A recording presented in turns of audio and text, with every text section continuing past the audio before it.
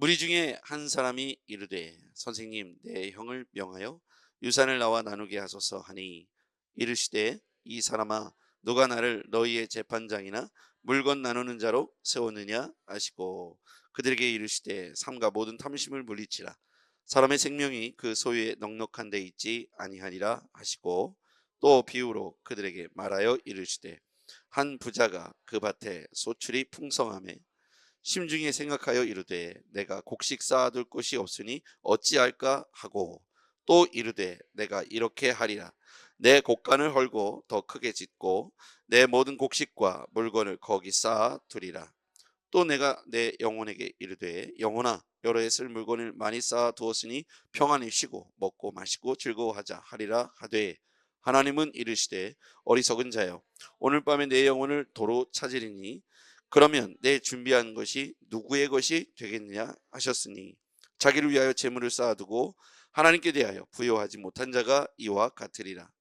또 제자들에게 이르시되 그러므로 내가 너희에게 이르노니 너희 목숨을 위하여 무엇을 먹을까 무엇을 입을까 염려하지 말라. 목숨이 음식보다 중하고 몸이 의복보다 중하니라. 까마귀를 생각하라. 심지도 아니하고 거두지도 아니하며 골방도 없고 창고도 없으되 하나님이 기르시나니 너희는 생보다 귀하고 얼마나 더 귀하냐. 또 너희 중에 누가 염려함으로 그 길을 한 자라도 더 할 수 있느냐. 그런즉 가장 작은 일도 하지 못하면서 어찌 다른 일들을 염려하느냐. 백합화를 생각하여 보라. 실도 만들지 않고 짜지도 아니하느니라. 그러나 내가 너희에게 말하노니 솔로몬의 모든 영광으로도 입은 것이 이 꽃 하나만큼 훌륭하지 못하였느니라. 오늘 있다가 내일 아궁이에 던져지는 들풀도 하나님이 이렇게 입히시거든 하물며 너희일까 보냐. 믿음이 작은 자들아 너희는 무엇을 먹을까 무엇을 마실까 하여 구하지 말며 근심하지도 말라. 이 모든 것은 세상 백성들이 구하는 것이라. 너희 아버지께서는 이런 것이 너에게 있어야 할 것을 아시느니라. 다만 너희는 그의 나라를 구하라. 그리하면 이런 것들을 너희에게 더하시리라. 적은 무리여 무서워 말라. 너희 아버지께서 그 나라를 너희에게 주시기를 기뻐하시느니라. 너희 소유를 팔아 구제하여 낡아지지 아니하는 배낭을 만들라. 곧 하늘에 둔 바 다함이 없는 보물이니 거기는 도둑도 가까이 하는 일이 없고 좀도 먹는 일이 없느니라. 너희 보물이 있는 곳에는 너희 마음도 있으리라. 아멘. 오늘 이 전체 문장의 핵심은 15절에 나옵니다. 핵심 구절 같이 한번 읽겠습니다. 시작. 그들이 이르시되 상가 모든 탐심을 물리치라. 사람의 생명이 그 소유에 넉넉한 데 있지 아니하리라 하시고 거기에 핵심 단어는 탐심이죠. 탐심에 한번 동그라미 치시고요. 그 밑에 소유의 넉넉함에도 동그라미 쳐보시죠.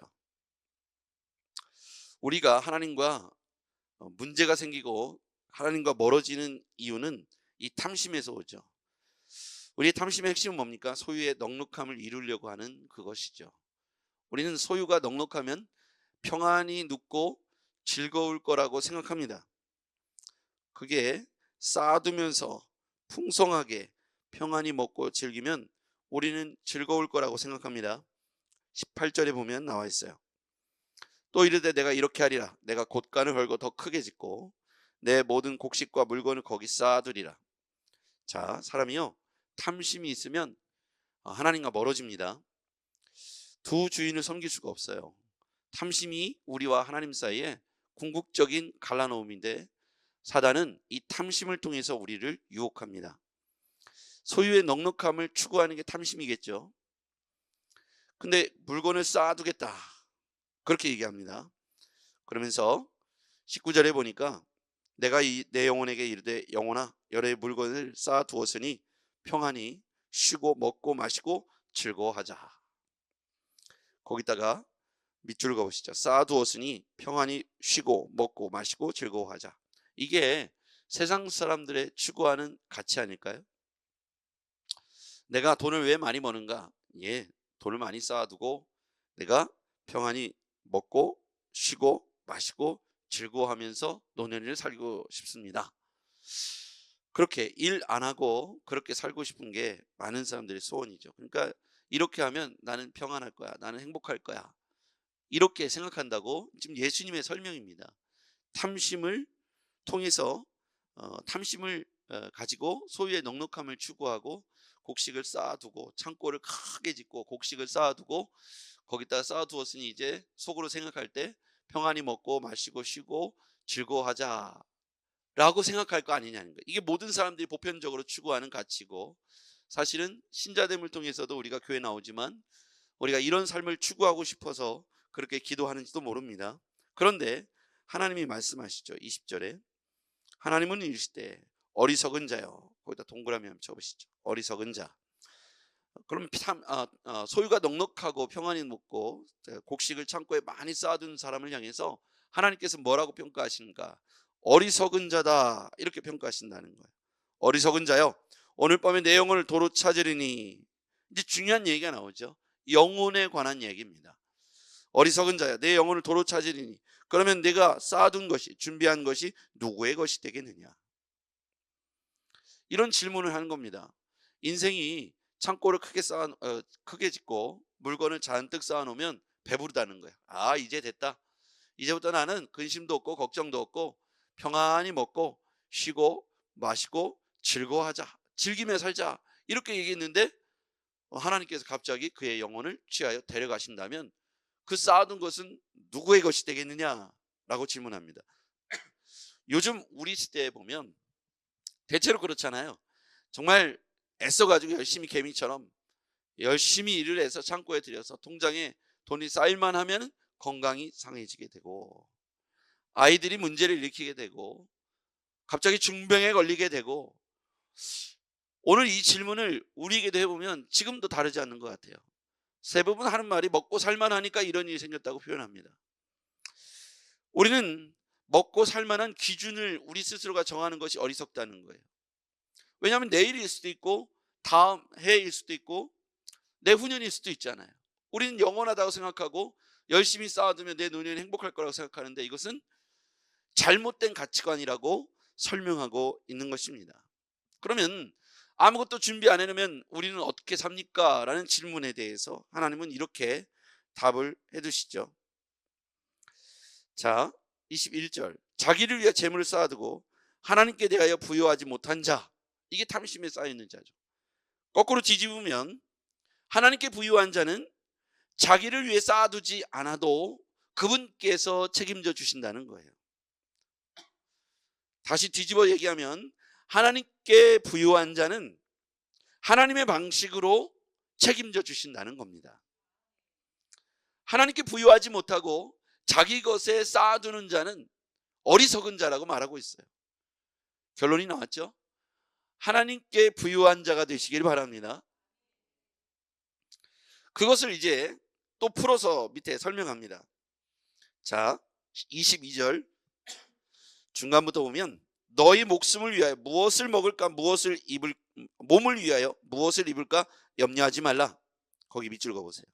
너희 목숨을 위하여, 제가 지금 큐티책을 기준으로 밑줄 그고 동그라미 치라는 겁니다. 너희 목숨을 위하여 무엇을 먹을까 몸을 위하여 무엇을 입을까 염려하지 말라. 염려라는 단어에 동그라미 쳐보시고요. 자, 이것을 설명하기 위해서 염려하지 말라 하면서 염려 없이 살아가는 어떤 대상을 설명하는데 24절에 보니까 까마귀가 나옵니다. 까마귀 동그라미 쳐보세요. 까마귀를 생각해 보라는 거예요. 까마귀는 골방에 없고 골방도 없고 창고도 없다는 거예요. 골방도 없고 창고도 없어요. 별 생각이 없습니다. 그날 양식 그날 먹고 그냥 쌓아두지 않는다는 거죠. 그런데 거기 핵심 단어가 나옵니다. 하나님이 기르시나니. 아주 굵게 동그라미 치십시오. 하나님이 기르시나니. 예수님은 지금 이걸 설명하고 싶은 거예요. 창고에 크게 쌓아두고 배를 두드리면서 야 이제 근심 걱정 없다 이제 평안히 살자라고 말했을 때 그게 얼마나 어리석은지에 대해서 설명해 주는 겁니다. 그 다음에 두 번째 대상이 나오죠. 백합화입니다. 27절 백합화를 생각하여 보라. 실도 만들지 않고 짜지도 아니하느니라. 그러나 내가 너에게 말하는 솔로몬의 모든 영광으로 입은 것이 이 꽃 하나만 훌륭하지 이 꽃 하나만큼 훌륭하지 못하였느니라. 백합화가 이스라엘에 가니까 흐드러지게 피어있는 군락지가 있더라고요. 우리가 생각하는 릴리 그 백합화가 아니더라고요. 우리는 백합화 하면 하얀색의 영어로 말하면 릴리 이거 생각하잖아요. 거기에 가니까 양귀비꽃, 양귀비꽃 같이 빨갛게 흐드러지게 벌판에 피어있는데 그게 백합화. 그런데 여기서 보면 그것에 백합화에게 옷을 막 다른 성경에는 길쌈이라고 예전에 표현했잖아요. 여기 보면 뭐 실로 짜지 않는다 했는데 어쨌든 옷을 예쁘게 만들어서 입히지도 않아도 솔로몬의 영광보다 들에 있는 백합화가 더 예쁘고 훌륭하다는 거예요. 양귀비꽃 얼마나 이뻐요. 빨간색이겠죠. 그런데 28절 오늘 있다가 내일 아궁이에 던지는 들풀 거기에 동그라미 치시고요.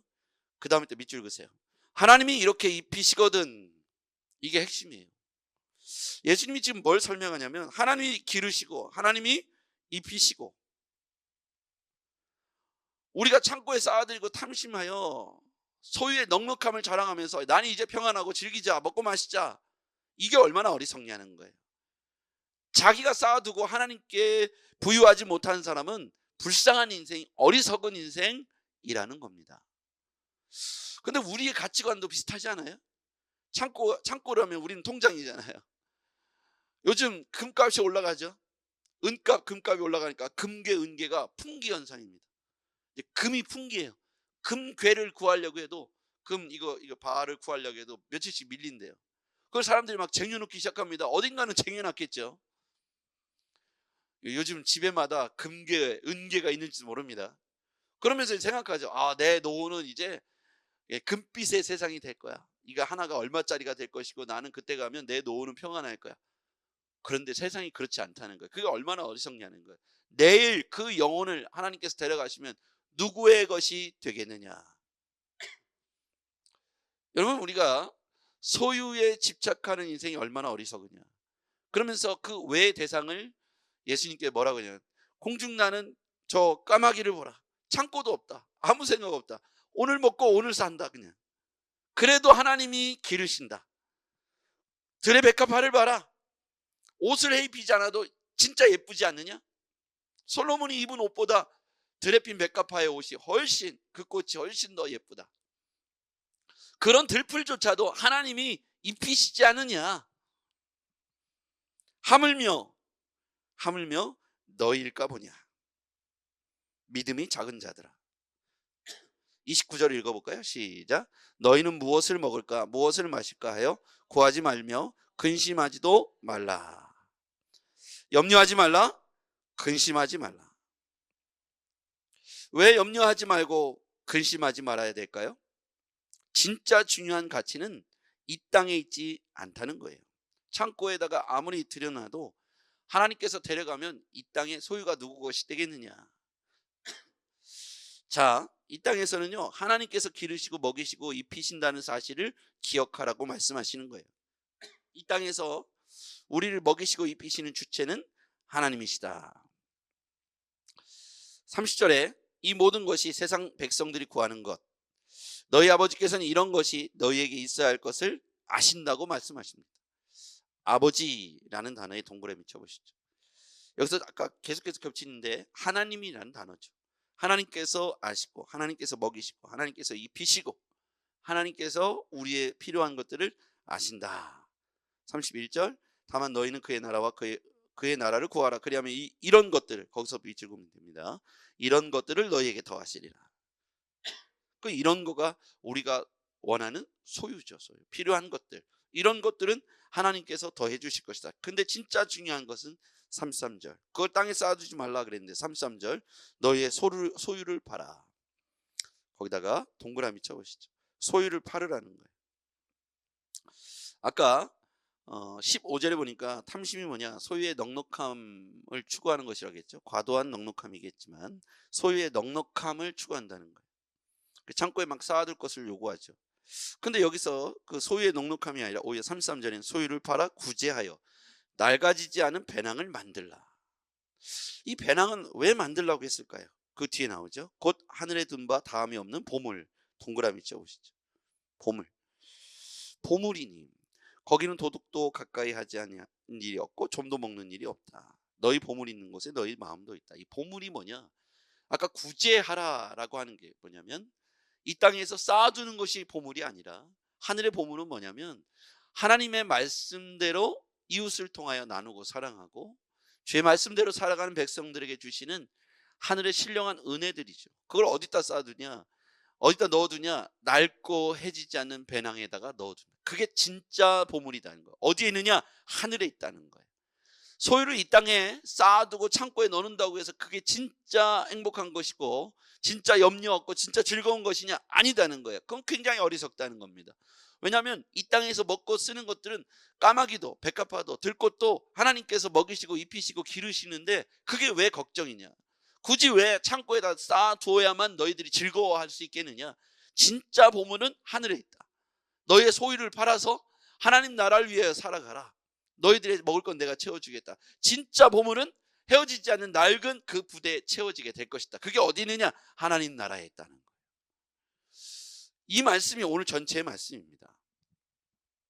소유에 집착하지 말라는 겁니다. 탐심을 제거하라는 것입니다. 진짜 소유는 하늘에 있어야 하는 그 보물이라는 거예요. 그 보물을 쌓아둘 만한 배낭을 만드는 게 뭐냐? 소유를 팔아서 구제하여 필요한 배낭을 사는 것이라는 거예요.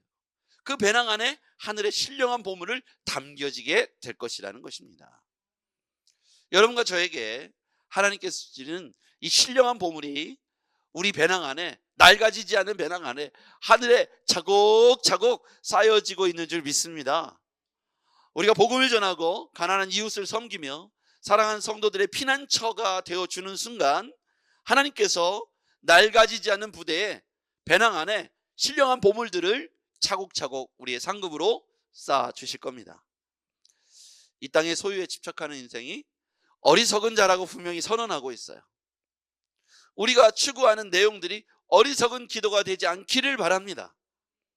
까마귀, 백합화, 들꽃도 하나님이 먹이시고 입히시고 기르십니다. 우리가 염려함으로 채울 수 있는 것은 없습니다. 이 모든 것들은, 이런 것들은 하나님께서 채워주신다고 말씀해 주고 있습니다. 오늘 살면서 그 신비로운 기적을 경험했으면 좋겠습니다. 내가 하늘의 신령한 보물을 소망하고 하늘의 상을 위하여 살아갈 때 그분께서 이 모든 것들은 넉넉히 우리에게 채워주심을 경험하는 신비로운 날이 되었으면 좋겠습니다. 하나님 나라는 우리가 생각하는 것과는 다르죠. 우리는 소유에 집착하지만 하나님은 팔아서 배낭을 사라고 말하고 있어요. 기도하겠습니다. 전능하신 아버지, 오늘 주의 말씀을 오늘 새겨 듣게 해주시고 넉넉히 베풀어 주시는 신령한 은혜들, 복을 누리게 하옵소서. 예수님의 이름으로 기도했습니다. 아멘.